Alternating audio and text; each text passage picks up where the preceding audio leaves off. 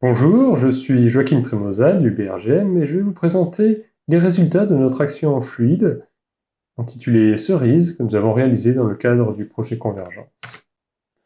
Cette étude porte sur les eaux thermales des Pyrénées et l'information sur les fluides profonds qu'elles contiennent. En particulier, nous avons pu identifier les gaz thermogéniques et abiotiques dans ces eaux. Différents collègues du BRGM et de Total sont impliqués, ainsi que des universitaires extérieurs.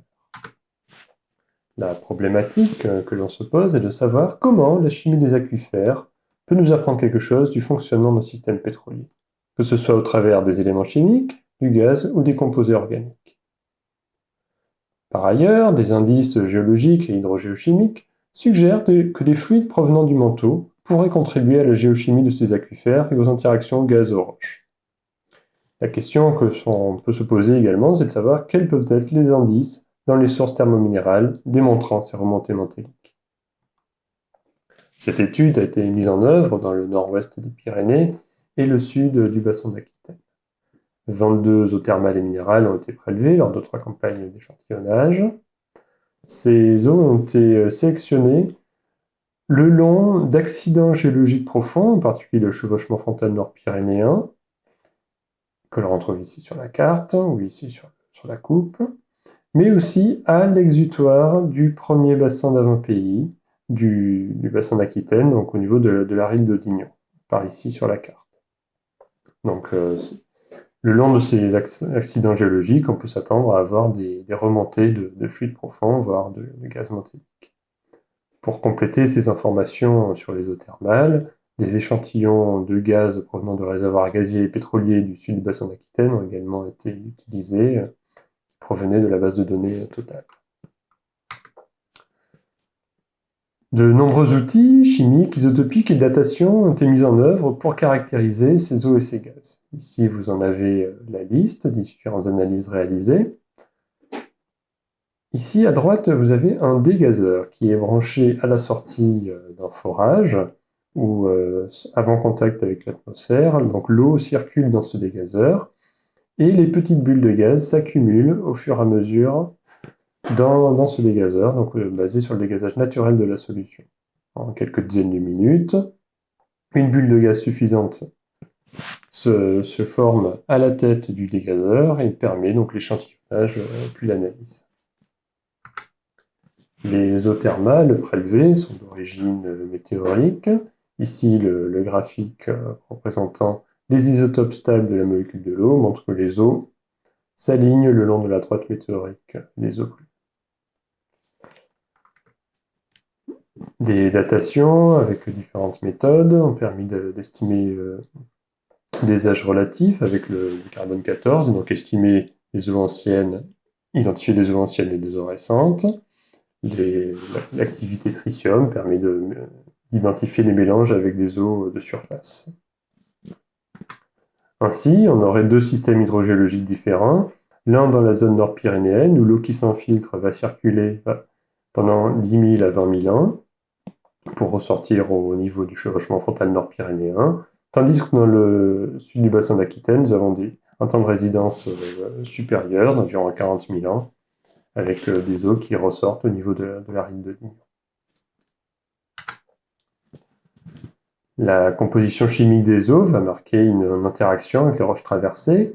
Donc la majorité des eaux échantillonnées a été dans des aquifères carbonatés, mais on retrouve des informations, des indices de dissolution, d'interaction avec des minéraux non contenus dans les roches carbonatées, telle que la dissolution d'évaporite, qui va être marquée par les rapports élémentaires de ces sels en solution. Ici, vous avez le rapport du sodium en fonction du rapport du chlore. Vous voyez que les eaux vont s'aligner sur la droite de dissolution de la halite. Composition. Pareil ici, pour le calcium en fonction du sulfate, on voit que ces éléments en solution sont contrôlés par la dissolution du gypse dans la majorité des eaux. Les signatures isotopiques des eaux marquent également une interaction avec les roches traversées. Ici, la dissolution d'évaporite du Trias est indiquée par l'isotopie du soufre 34 et delta O18 et oxygène 18 des sulfates. où les sulfates vont se retrouver dans le domaine des évaporites du trièse.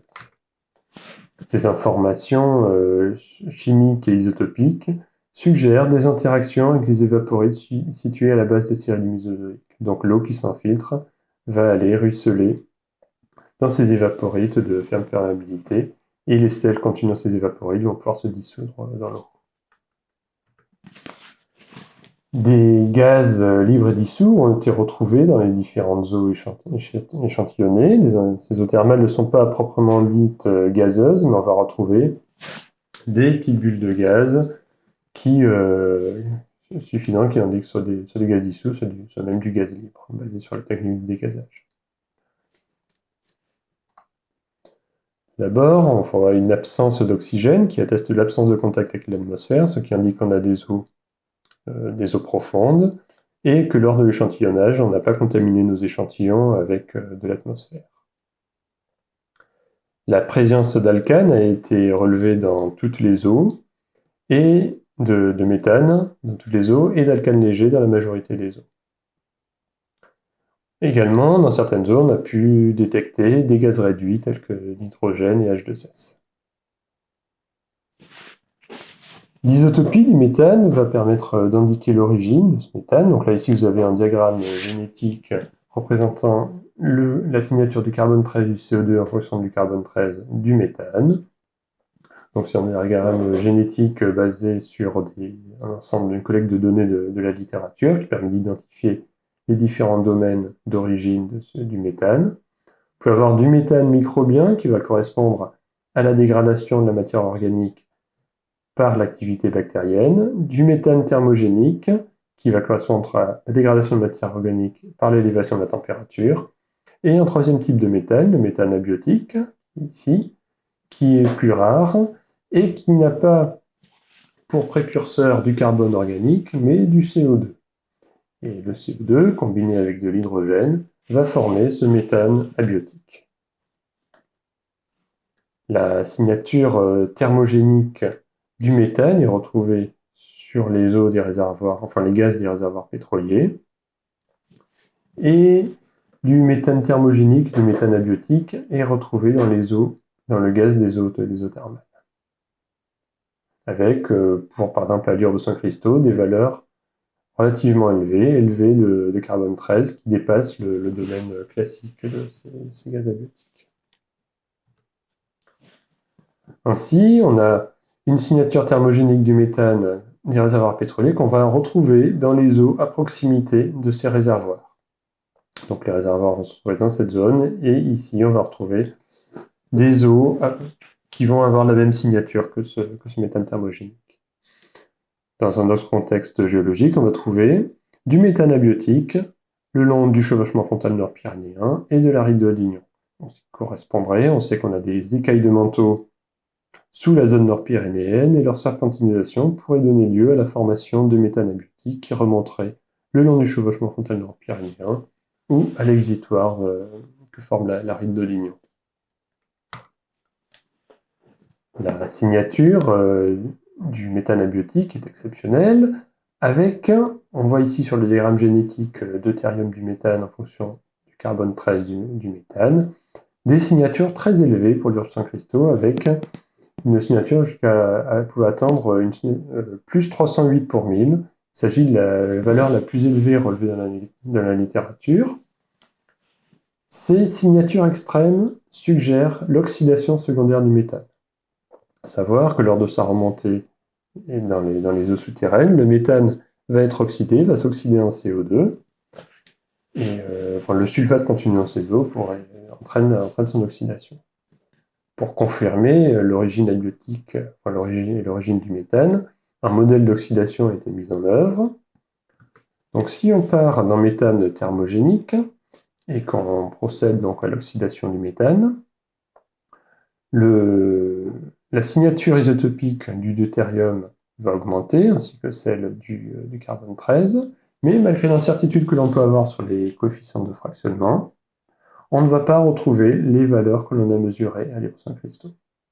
Par ailleurs, au cours de l'avancement de la réaction d'oxydation du méthane, nous n'avons pas une cohérence entre l'évolution de la signature du carbone 13 et du deutérium pour atteindre les valeurs qui ont été mesurées.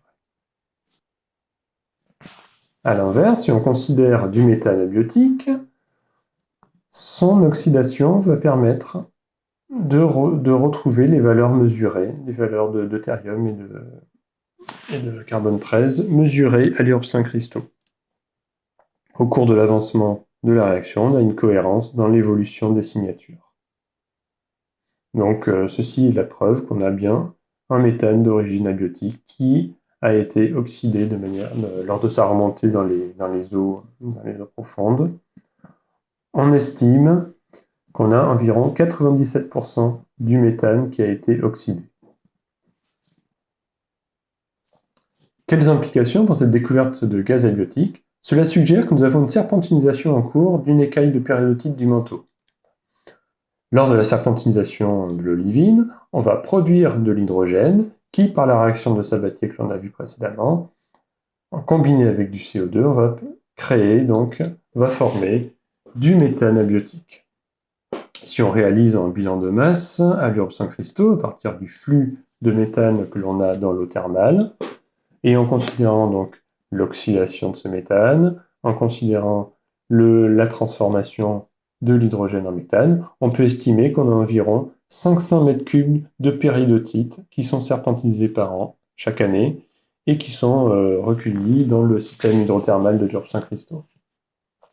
Je parle d'une serpentinisation qui a lieu actuellement, et cette dynamique est indiquée par le ratio entre le méthane qui provient de cette écaille du manteau et l'hélium 3 qui provient de cette même écaille du manteau.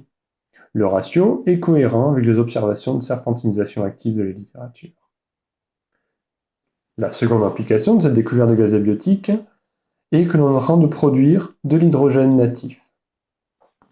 L'étude actuelle permet d'identifier quand nous avons des conditions de formation de l'hydrogène natif, mais pas de conclure sur une ressource potentielle. L'évaluation de la ressource reste à évaluer. En guise de conclusion, nous pouvons répondre à la question que l'on se posait en problématique, à savoir comment la chimie des aquifères peut nous apprendre quelque chose d'un système pétrolier. Tout d'abord, la chaleur des eaux hydrothermales nous révèle une composante profonde. Les éléments majeurs et les isotopes montrent l'équilibre avec les minéraux du système sédimentaire. La datation des eaux, à travers de différentes méthodes, indique que nous avons des eaux anciennes et qui nous permettent de détecter des mélanges avec des eaux de surface. Le résultat le plus intéressant est lié au dégazage des eaux hydrothermales. Les résultats montrent que les eaux thermales les plus proches du champ de lac, par exemple la Salis de Béarn, dégazent du méthane thermogénique qui correspond aux valeurs du réservoir. On a ainsi un outil pour détecter du méthane qui serait en train de remonter à la surface, donc via les eaux thermales. On détecte aussi du méthane abiotique dans certaines eaux proches de l'exutoire nord du bassin et dans les chaînons béarnais, ce qui démontre une serpentinisation active. Je vous remercie pour votre attention. Ici, vous avez l'échantillonnage de l'eau thermale à l'urbe Saint-Christaux qui nous a donc et de son gaz abiotique. Donc l'eau ici sort à une cinquantaine de degrés. Et lors de l'échantillonnage du gaz abiotique, ici vous avez le dégazeur qui est un verre et vous voyez qu'il noircit du fait de la présence d'H2S. Je vous remercie.